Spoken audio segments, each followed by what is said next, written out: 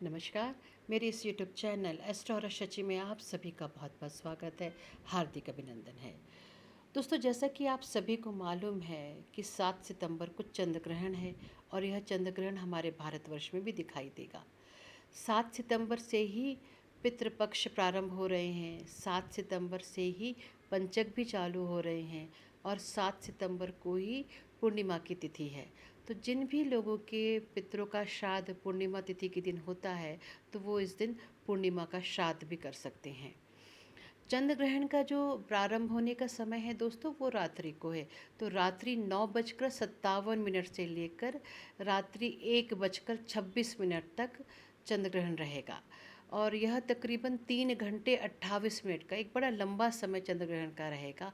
तो इस 3 घंटे 28 मिनट को यदि आप अपने अच्छे कामों में लगाते हैं, चाहे आप इस समय मंत्र सिद्धि कर ले, चाहे यज्ञ हवन पूजा कर ले, तो आपको इसके अद्भुत परिणाम प्राप्त होते हैं। शास्त्र कहता है कि चंद्र ग्रहण के दिन यदि आप अपने मंत्रों की सिद्धि करते हैं तो आपके जीवन में शुभता आती है। तो मेरा आप सभी से ये विनम्र निवेदन है कि कम से कम इस दिन आप 10 से 12 माला जो भी आपके गुरु ने आपको दिए हैं मंत्र, उसका यदि आप जाप करते हैं तो आपके जीवन में बहुत ही अच्छे परिणाम आपको प्राप्त होंगे। आपका जीवन एक सकारात्मक सोच की तरफ आगे बढ़ेगा। आपके जीवन में सुख समृद्धि सौभाग्य आएगा। तो इस दिन इस समय अवधि में आप किसी भी मंत्र की सिद्धि अवश्य करिए। अब चंद्र ग्रहण के समय जो सूतक काल होता है दोस्तों, वो प्रारंभ हो जाएगा दोपहर 12:19 से। तो इस समय की अवधि में, मतलब इस समय के पहले ही आप अपने घर में जो भी बना हुआ भोजन है उसको खा पी कर समाप्त कर लीजिए, क्योंकि ग्रहण के समय सूतक के बाद उस भोजन की कोई मान्यता नहीं होती और न ही वो भोजन ग्रहण करने लायक होता है।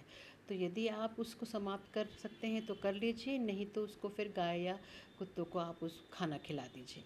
इस दिन आपको भूल कर भी किसी भी दूसरे घर का भोजन नहीं करना है। आपको ये याद रखना है कि आप किसी दूसरे के घर जाकर कोई भोजन करें, क्योंकि इससे आपके पुण्यों का क्षय होता है, आपके पुण्य खत्म होते हैं। और इस दिन आपको न तुलसी पत्र तोड़ने हैं, न ही फूल तोड़ने हैं, न ही कुशा तोड़ने हैं। आपको तुलसी पत्र तोड़ना हो तो एक दिन पहले तोड़ लीजिए, फूल भी तोड़ना हो तो एक दिन पहले, और कुशा को भी अगर तोड़ना हो तो आप एक दिन पहले तोड़कर अपने घर पर ले आइए। इस दिन आपको जो भी आपके घर में भोजन पदार्थ बनते हैं, भोज्य पदार्थ बनते हैं, उसमें आपको सभी में थोड़े से काले तिल और कुशा डालनी है। यदि कुशा इजीली मिल जाए तो ठीक है, नहीं तो काले तिल डाल दीजिए, क्योंकि काले तिल इजीली हमारे घरों में अवेलेबल हो जाते हैं।